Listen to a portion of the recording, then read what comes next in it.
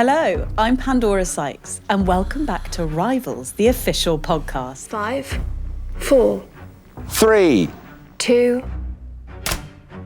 It's time to dust off those shoulder pads, climb into those stilettos, and L-net that hair as we celebrate the second season of Rivals. It's going to be quite a ride. Now streaming on Disney+ internationally and Hulu in the US. Each week, I'll be chatting to stars of the show, as well as the creative team responsible for bringing Rivals to your screens. Plus, I'll be joined by an array of Rivals superfans who are here to pore over every eyebrow-raising, What the hell is going on? Everyone in there thinks I'm batty. laughter-inducing, and tear-jerking moment It's hurting my heart. this series has in store.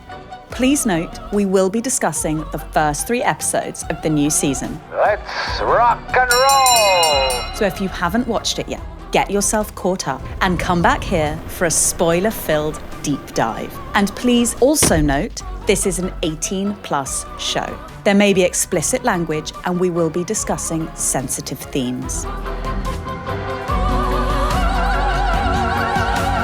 On this episode, 1987 is franchise year, ladies and gentlemen, and we are at war. And joining me to discuss episodes 1, 2, and 3 are Aidan Turner and Victoria Smurfit. So when I have the moustache, it just makes me feel different, makes me kind of sit different and walk different. I know that sounds insane. Emily Atack and Rufus Jones. I've seen you naked more than my own partner, I think, know, this it's year. slightly weird. I've done it about 10 times. Plus director and executive producer Elliot Hegarty and writer and executive producer Laura Wade. And finally, Rivals superfans, comedian and presenter Judi Love, and author and journalist Kat Brown. Are they going to get on? Kiss. Aidan Turner and Victoria Smurfit, thank you so much for being here. Thank you for having us. Thank you. Are you dancing? Are you asking?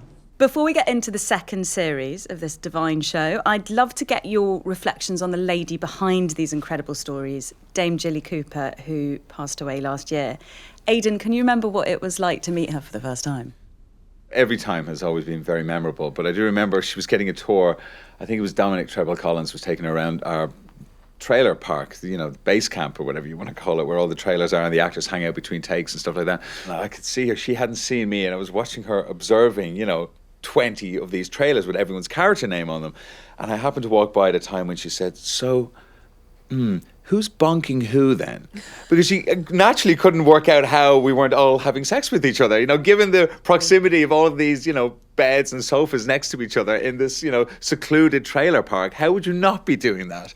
But any time I met Jilly, she was always so brilliant and funny and irreverent and just fun and filthy, and she was always quite softly spoken, and you'd have to lean in, and you think it'd be something kind of profound she might be saying, but as soon as you get in there, you'd get to exactly what it was, and she might have a little feel of your arm or something and just tell you how handsome you are. So you'd walk away feeling like a god every time. It was amazing for the ego, Yeah, she'll be greatly missed for so many reasons, not just that, but yeah.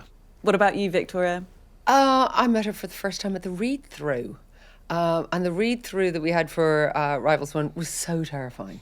I don't know if you were... I was terrified. Like, it was a room with all the, the titans of British and Irish talent, and you have Disney over there, and then there is Jilly Cooper.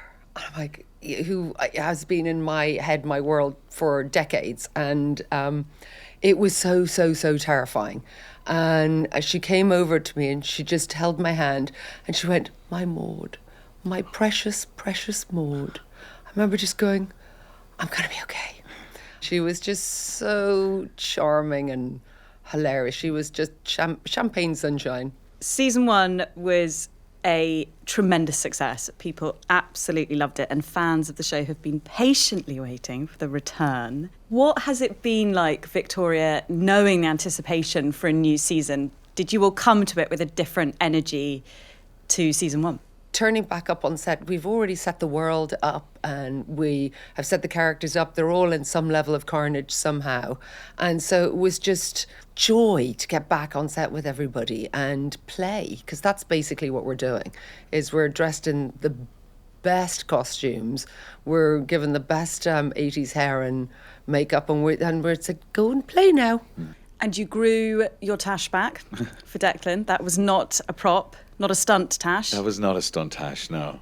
Tell me about Big Tash energy. Big tash energy. Well, this is a big tash, yeah. It's weirdly, like, I suppose it's a personal thing. I can't speak for every person, man. I can't with a speak for moustache. every tash. I can't speak for every tash in the world, but what I can tell you is it made me feel older. I guess my relationship with my moustache, this is such a more of a conversation, but I've sort of loosely based Declan in lots of ways, some ways, on my dad. And I, through the 80s and all the way nearly through the 90s, my dad did have a moustache quite similar to Declan's.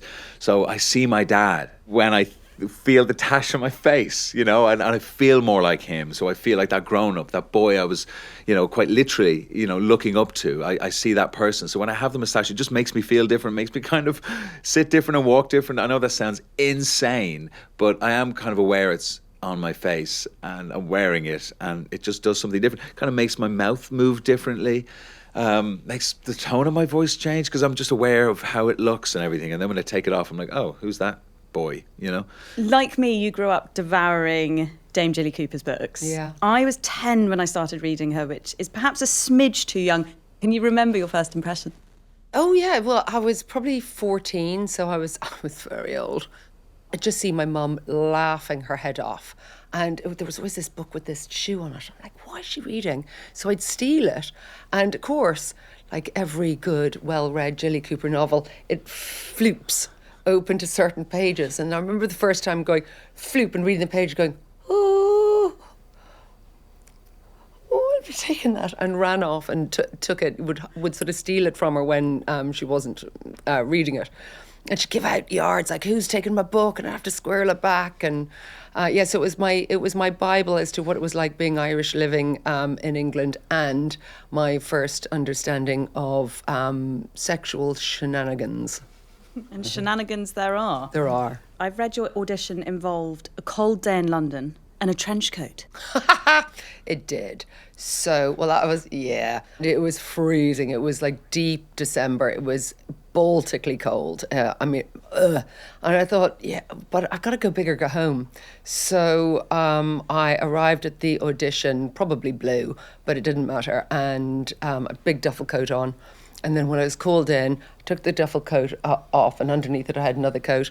And I walked into the audition, and, Alex was in his hat and his coat, and everybody was in hats and coats. It was even freezing inside. That's how cold it was. And I walked in, and I introduced myself, and I said, well, you are all dressed for London in December. I, on the other hand, and I threw my coat off, and I was wearing this yellow summer frock. I said, I'm dressed for the Cotswolds in summer. And they just thankfully peed their pants laughing, because that was a big call. I'm going to try that in my next one. You should do. You'd look lovely in a yellow summer dress. Well done. That does take a certain amount of courage, though, doesn't it? Because you can have a great idea for something like that and think this works, but actually executing the thing, walking into the room. Yeah. Because if it doesn't work, it's a crash. I think I could only have done it because of Maud. Like, if the character hadn't been a Maud, a big, flashy, over the top. Yeah, Monica Baddingham maybe wouldn't have. No, exactly. So that was my justification in my head, and just went for it. Well done. You brought your mum, though, into Rivals, didn't you, through her wardrobe? Did you bring some special pieces? I did. So, you have to do that inevitable thing of go through your mum's stuff when she flies off.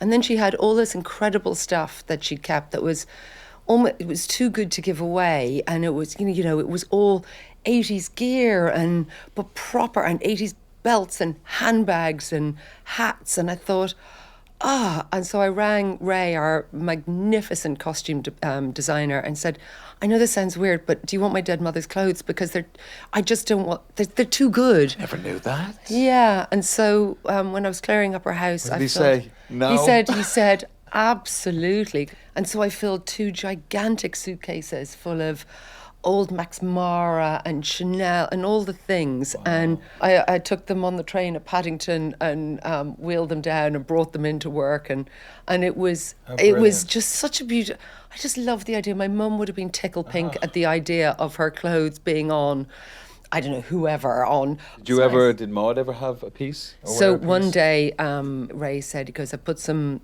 accessories in there, and some of it's your mum's, it's entirely up to you. And I just said, I don't think I can, because I'll just fall apart. But it was lovely to, How brilliant. I never knew that. Yeah, it's That's cool. It's It's cool. brilliant. And you'll just keep spotting little Easter eggs from your mum's wardrobe now in anything Ray makes. Yeah, it's nice.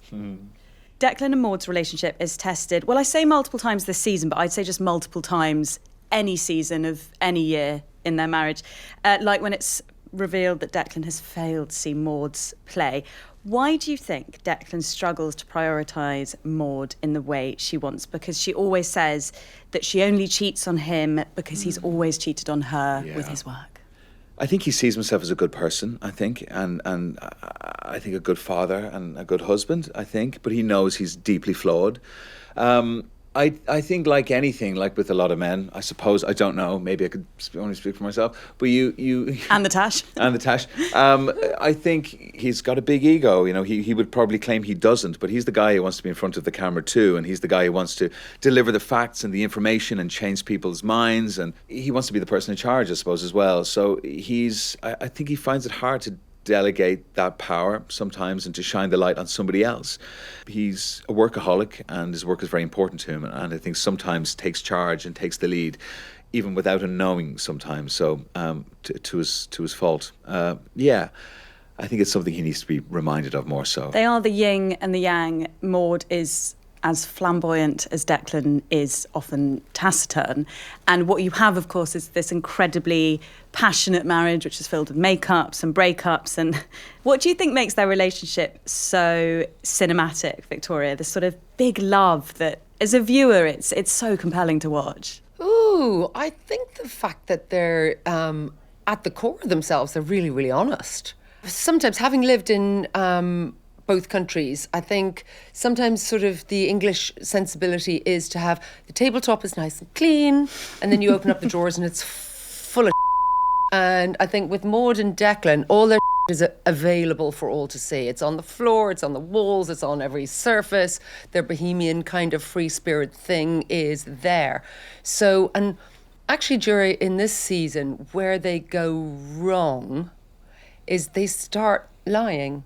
And before that, I don't think they'd ever lied. Because at the start of season 1, when you find them, they're moving to the Cotswolds, not just because you've a job, but also to get out of London because she's had an affair with her director. And she probably came home and went, wrote the director. And she probably did. And you went, not again. I said, well, you've ignored me. And that whole conversation starts off again. I love that he thought taking her to Rutshire, Yeah. I mean, Rutshire would be the answer.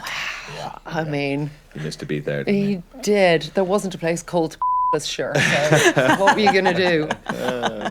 In episode 1, Declan covers himself with a box of Kellogg's Crunchy Nut cornflakes. He does. The whole scene is so brilliantly written and performed. What was it like to put that together? I remember the advert, so I had that tickle when I read it in the script. I thought, oh yes, I know this moment. And it all came back to me. Then I went to YouTube and had a look at the thing, and Dominic told me how he was going to shoot it and all these kind of things. So I was quite excited to do it. Of course, then you get to the day and, you know, you have to take your clothes off, don't you? And there's 1,000 people around and you're in a hotel room and you're like, oh God. But it was fun. I think it's a really funny scene. What was it like brushing shoulders with icon Pam St Clement, a.k.a. Pat Butcher? Yeah, brilliant. I mean, what a legend. So cool. Yeah, I mean, it'd be nice in some ways to do a scene with her where I had clothes on. You know, it was, I guess the tricky bit about it was, I do remember now that you reminded me, on the day wanting to talk to her more. But I was in such a state of undress all the time that I couldn't the clapperboard comes on, the scene ends, you can't just rock up to the person you're doing the scene with and have a chat, you know. I'd be covered in a gown and brought somewhere else and blah, blah, blah, and there's all this modesty business going on and stuff. So we didn't get to really talk too much, but she has that iconic line. Is that Terry Wogan? Yeah, it's so funny, and it made me laugh every time she did it, and every time I read it for the first time in the script, I thought, this is just genius, you know, it's great. Aidan, a little birdie said that you like to play chess whilst I do, on set. Yeah. Who did you play with on the rival set? Who is the reigning champion? Brendan has a very good game. Gilbert also has a very good game. I bet. Yeah, Luca I've played before. Who do you enjoy beating? All of them. I don't know if I won that many games. No, I may have lost most of them. I may have beaten Brendan once, but he's beaten me more times. But the great thing is, they're long games, and they're long days. So you start a game, and sometimes you might not finish it in the whole day, and we put it aside and play the next day. But it's a fun thing to do. More and more people are playing chess these days anyway, it seems. It's had something of a resurgence, I think, in the last few years. So I'd love to know how to play it. I think it's really cool. yeah, and it's really easy though as well. Is it? Yes. Is it? I think it it looks looks so incredibly complicated. confusing. It's really not. Give me a game of draft. that's so boring. I shouldn't say that for all the King drafts fans out there. But no, chess is just the best game to play. If you didn't play Declan, Aidan, is there another character that you'd like to sink your teeth into? Ooh.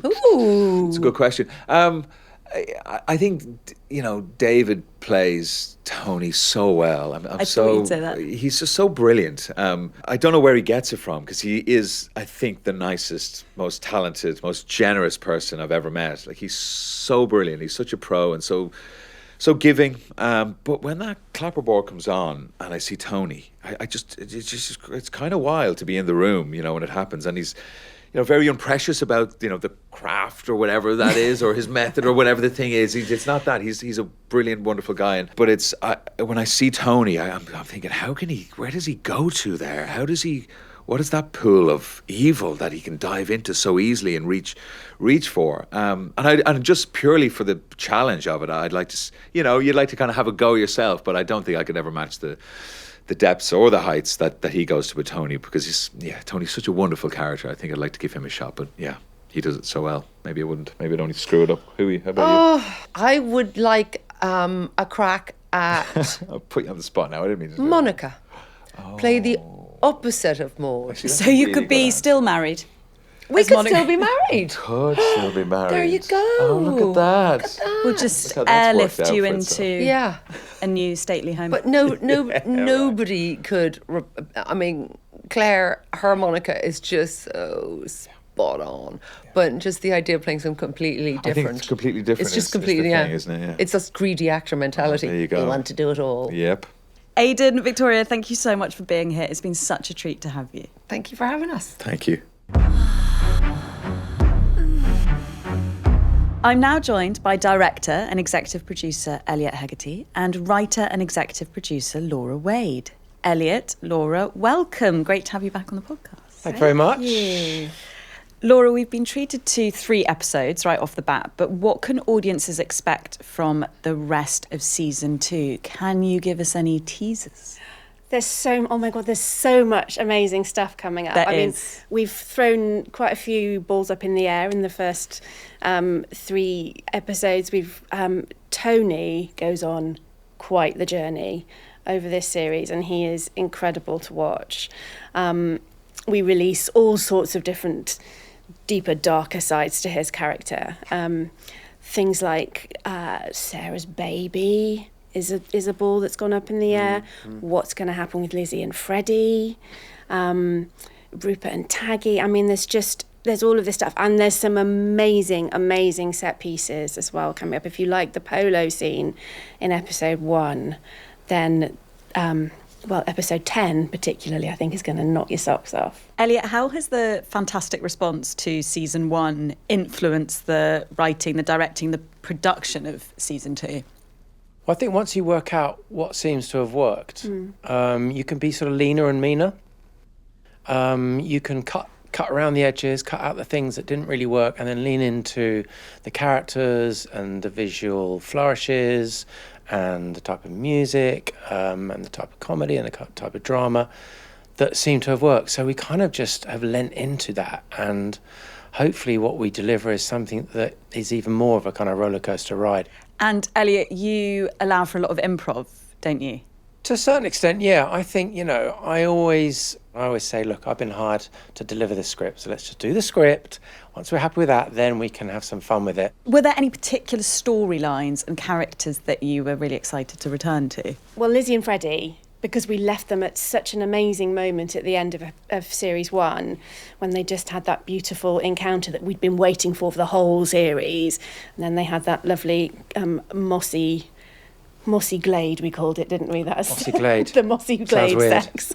Yeah, Yeah. I mean, it sounds Yeah. appropriately Sounds very euphemistic. Rivals, Sounds doesn't very it? Rivals, Yeah. doesn't it? Euphemism of some sort. But that has such promise in that moment. And of course, they have to go back to their lives, and we see what are they really going to do now, because they've discovered that they're perfect for each other, but they're both married to other people, there are children, there are whole lives, and they've got to work it out. And I think there's a real sort of beautiful reality to that. That scene in episode 1 where they're at the bar in the polo tent and their little fingers just touch each other, and it's as sexy as a magic. shag on a mossy glade, It is. you know. Yeah. So yeah, them, I think. Rivals is as sexy and steamy. Actually, I would say sexier and steamier this season. What's it like writing sex scenes? Because I was reading some of the scripts for this, and this is actually the first time I've read sex scenes, and I was like, wow, reading them is very intimate. What was it like writing them? It's quite technical. I don't kind of like light a candle and pour a glass of wine and go and have a bubble bath kind of thing. Ruined it for me. Sorry. I thought that's what you did. No, I'm sorry. Put on some mood music. Put on some Barry White and just... They've written quite lovingly, though. There was a lot of they have a gorgeous... With a film script, you're always trying to show on the page what you're imagining seeing, so the person reading the script can see it in their head. And with all of our sex scenes, we're thinking about what's the story, because it's never just illustrative. Yeah. We talk about what's the dialogue? If there were dialogue, what is that dialogue? Because a sex scene is a dialogue scene, isn't it? Yeah. It's a conversation without words, and there's always someone leading it and someone following, and then that power might change halfway through. And what does this person want? What's that person want? And like Laura said, it's about tone. But also we need to keep it rivals. Sex is never just sexy. It's always, what the British do really well is slightly silly sex. So it is, and that is a tonal thing. And it's very technical. And if you were to kind of listen to it with the recorded sound, it's just me talking the whole time. Lift your hand up higher, lift it lower, go faster, go slower, smile more, smile less. And that's, so it's very technical, very unsexy in the moment. Laura, as a writer, how did you decide which kind of bits of Jilly language, because she writes in such an idiosyncratic way? Yeah. What to keep, what to lose? It's always a conversation, really. It's about trying to be true to that time.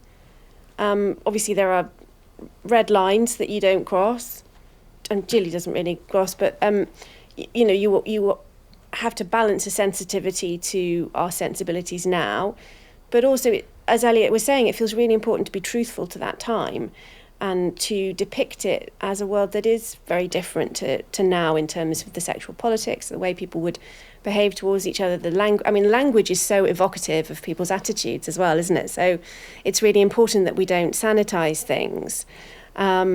So it was always just a negotiation around that, really. And also we've always liked the idea that we could be provoking conversations on people's sofas between generations, with kids watching with parents who were there at the time, and kids going, did people say that? And parents being able to say, yep, I'm afraid so. And just to see, how we have progressed in some areas. I also think we also look out for modernisms. The other day you picked up on a character who said fired, but you didn't say fired in the 80s UK, you said sacked. And then yesterday I was in the edit. I don't think anyone said it till about 10 years ago. Yeah, exactly. That's a very recent, colloquialism. And then recently in the edit, someone says, well, that's on you, as in that's your fault. No one said that in the 1980s. It's because I suppose we've got so many more Americanisms now, haven't we? And for instance, I won't have any of my cast high five. No one did that in the 80s. No. They just didn't. The English didn't high five. So good knowledge. You've got to really kind of watch. Yeah. They like to touch each other, but not high five. Manly handshake. Yeah. Yeah, those tap kind on of the back. Those cultural signifiers. Yeah.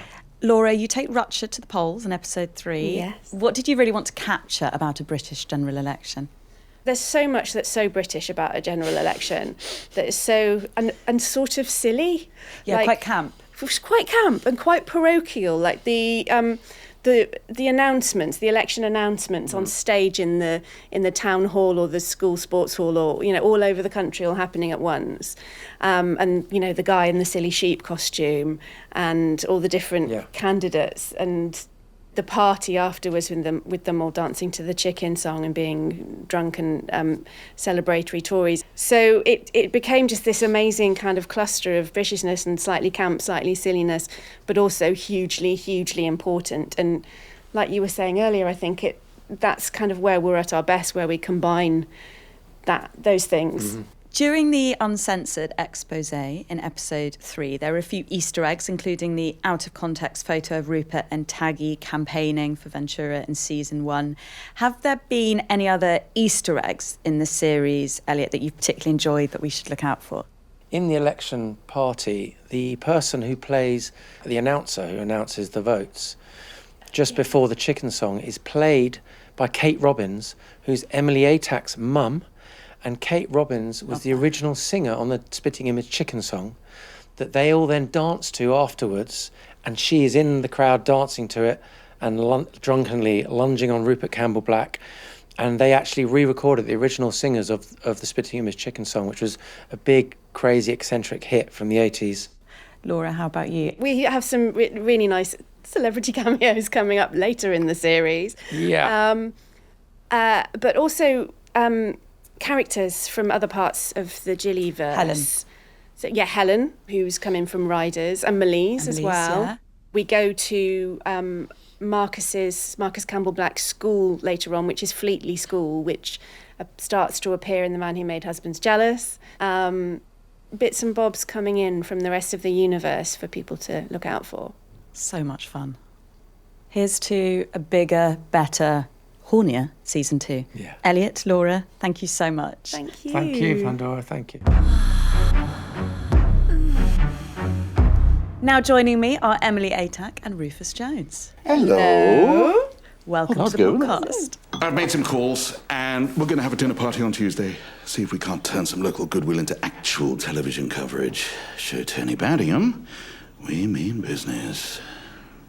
Dinner party here? Sarah Stratton is back, and she's pregnant. What was it like returning to this very endearing hot mess? I've been so lucky with Sarah.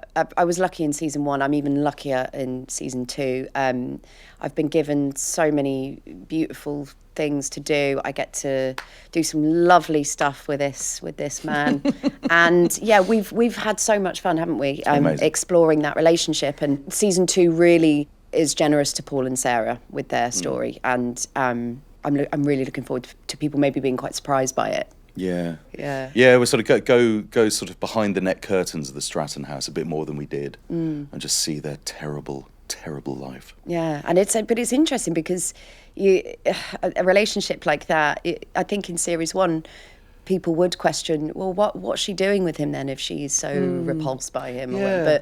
But then you kind of get to understand a bit more why she feels she needs him, and she's pregnant now. You know, I think she sets her sights on different goals this time. Before it was like, who can she sleep with to get up the career ladder? Now it's kind of like, right, who's going to look after me? Who's going to nest with me and make this life with the baby? To some extent, right? Yeah, so yeah. She's got a TV career. She's now got a baby, and desperately trying to hang on to her TV career. But she's now trying to make a family.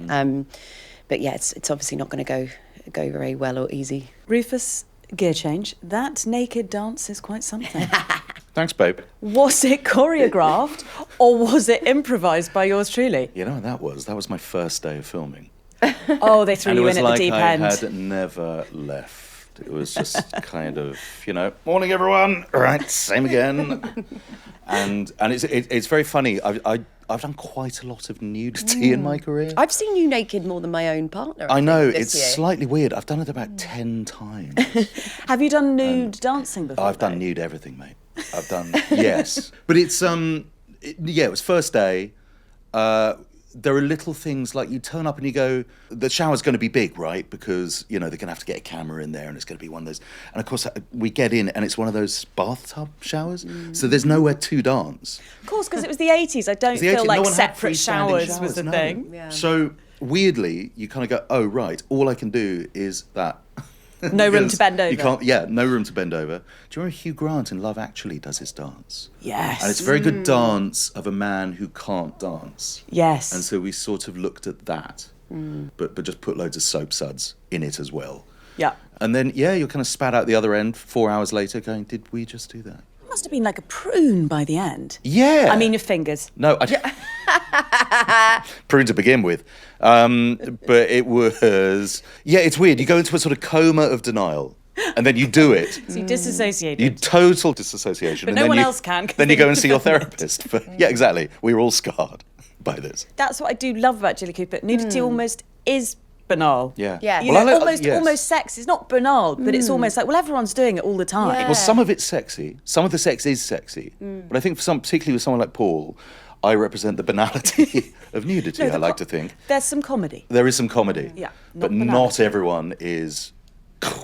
And that's important in We all Judi's world. feel that. We all feel insecure about that, and we all support each other. When we always know if somebody's got a nude scene or a sex scene or a dance soap sud scene, we all support each other. And we're like, right, how was it? How are you feeling about it? We're good. Do you like amp him up beforehand? Yeah, and like, but he makes me laugh so much. I remember there's a scene where I'm putting lipstick on and you just come up behind me and I had to be really angry and cross with you. And I just couldn't stop laughing because he's just so funny. I wasn't laughing at you. That's fine. I'll take it. You were hilarious. Mate.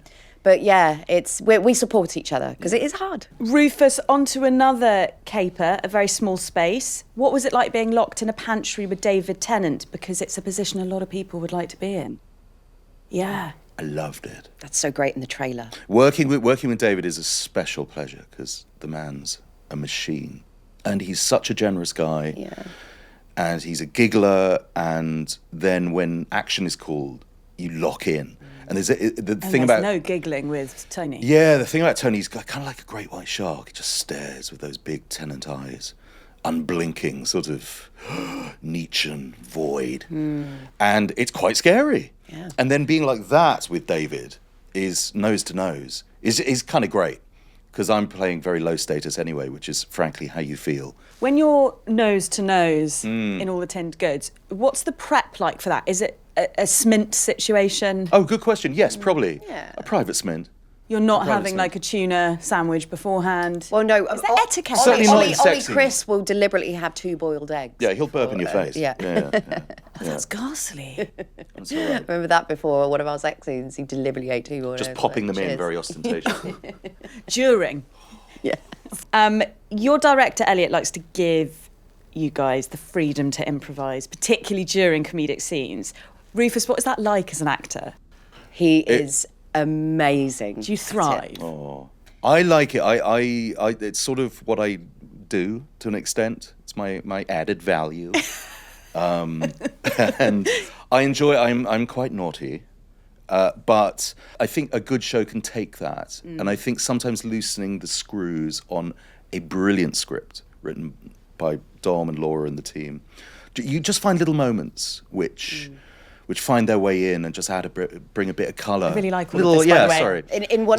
In Paul Stratton's scenes, they won't say cut until like they'll always give Until it he like falls a few to the seconds. floor, until he's run out. Yeah, there's always like a few seconds longer that they leave it just to see what he will come up with. It's great. Yeah, Elliot really encourages that. Yeah. And somehow we find time. So that scene where I'm with David in the larder, that was a one take. So we did all that. The kitchen scene. Yeah. Yes. Everything all right, darling? Yes, why? I don't know, you seem a bit...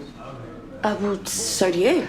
This is terribly important. I know. Oh, my insides are not right at all. Because it is like theatre. Yeah. Yeah, it was. Stage It was doors. like a farce. We did like what was it like 2 rehearsals? Two rehearsals and then go Elliot said, for let's it. shoot it.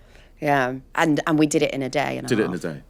I did sort of have an anxiety attack watching that because good. Sarah is not only having to keep in her head how many different fathers she's being asked about, who it could be, who knows about who, Yes. least of all her husband, and then at the same time she's also got to make sure multiple doors, metaphorically and physically, are not opening. And so 80s as well. What is that? Oh, it's trout mousse. Yes. Did you hear Oof, about the trout mousse. accident with the trout mousse? No, tell us about the accident with the trout mousse. So I was doing a rehearsal and I was showing off a bit. I was like, I'm getting into this. This is good. And I'd finished a take, and I had to take in the trays, the big tray of the trout mousse, and I was holding it. I gave a little hair flick, and I walked, and I went arse over tit.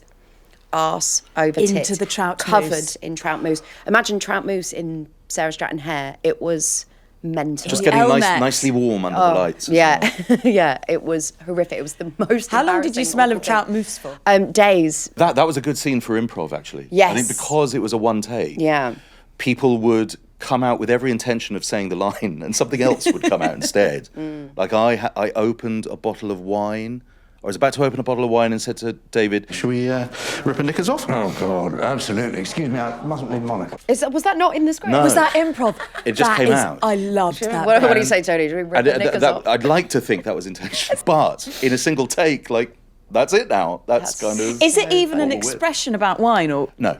Emily, Sarah encapsulates the contrast of life for many young women in the 80s. She's very reluctantly playing into the trad wife role. But she also wants a career. What were your takeaways from delving deeper into that tension this season? I think what Rivals does so well is it's kind of looking at all these quite modern situations through the 80s lens.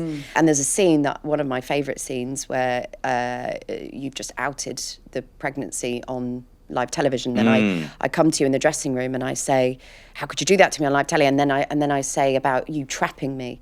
And I think that's we really enjoyed that scene, because I think, as you say, I think a lot of people will resonate with that, and a lot of women, especially back then, did feel very trapped because they had no other choice. And I mean, I don't like to speak for everybody, and I wasn't around them. I don't know, but yeah, I think it sort of begs the question as well: how far have we come with that kind of stuff? I kind of look at them and it's almost like they're coming out of one era and going into another era. Totally. Like 80s. Chapters of marriage. Yeah, 80s kind of soft misogynistic setups, at home. And then in the 90s, something happens where that begins to be, arguably, begins to be dismantled, or it changes a bit, where a woman's role is, is changing very quickly, and Paul has to move with the times a little bit. Episode 2 really shows what Rivals does best, mixing light with shade, because even though there is a lot of comedy, there are some really dark conversations, particularly around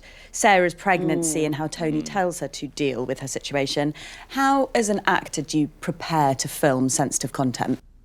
I mean, I literally just go to real life situations in my mind. I love the fact that I had just had a baby myself, because it really genuinely gave me that real emotion, and I don't think I would have got there as well as I did if I hadn't have just been through all that myself. But it was great, and doing that scene with David in that restaurant, that was a really big moment for me in my life, in my career. And yeah, I remember looking into his eyes in that scene and seeing this evilness, coming over him. I was just like, wow, I can't believe I'm doing this, I think that's a good note to end on. Emily, Rufus, thank you so much for being here. It's been such a pleasure. Oh, likewise. Now, my final guests today are a couple of Rivals superfans who are here to dig into every twist and turn these first 3 episodes have to offer.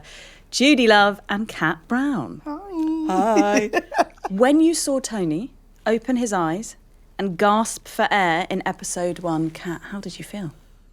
I was like, evil lives. I'm just so pleased to see the return of Tony. You never know what the team are going to do with Rivals, because obviously they've got this fabulous and huge book as inspiration, but they're going off into all kinds of unknown turns. So it was quite nice to actually just make sure that he was still alive and coming back, and in a giant helicopter to boot. I mean, this guy don't lie down for long, does he? He just got back up again. It was a lot of shock, but it was great because he's such a bold character and you just don't know what he's going to come with. So I was really excited. I was worried for Cameron, obviously, but I was like, I'm here for this. I really am. Episode 1 is packed with so many extraordinary moments, but the moment Tony sweeps down in the helicopter as Rupert rides his motorbike alongside, what was your reaction when you watched that?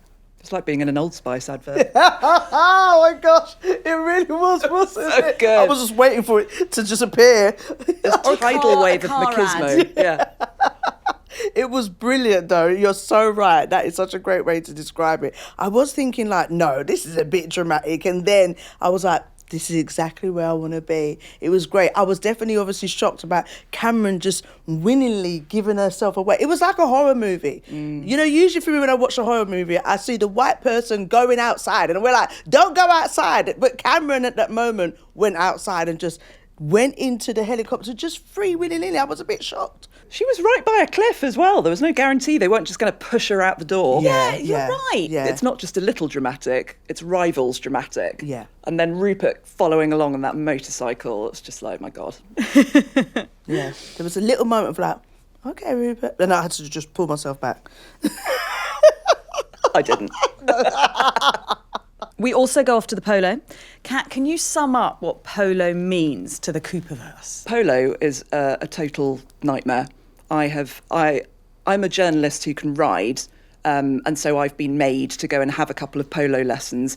It's basically like trying to control a joystick, but the joystick is moving at 20 miles an hour, and you also seem to have to play hockey at the same time.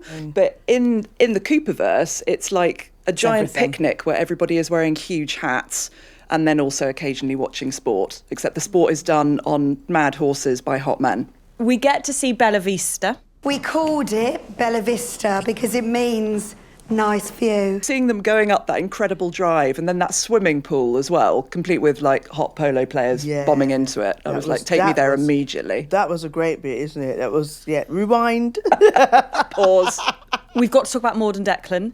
Their reunion in episode 1 was so tender and sexy, but also very short-lived. What did you make of their makeup and subsequent breakup? Open brackets, the crunchy nut cornflakes, close brackets. It's like dating in 2026, isn't it? Lovely but short-lived. Yeah. Although Pam St Clements doesn't turn up as often.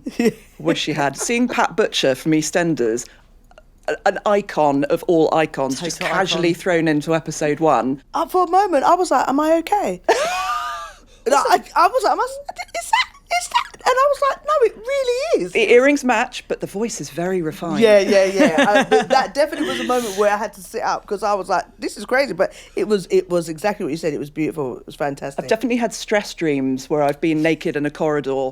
And now when I have them again, it'll be Pam St Clements and a box of crunchy nut cornflakes covering my modesty. Moving on to episode 2, much of it revolves around Sarah's disastrous and hilarious dinner party. It is just one of the best scenes, I think, of the series. What were you thinking, Kat, when you were watching it play out?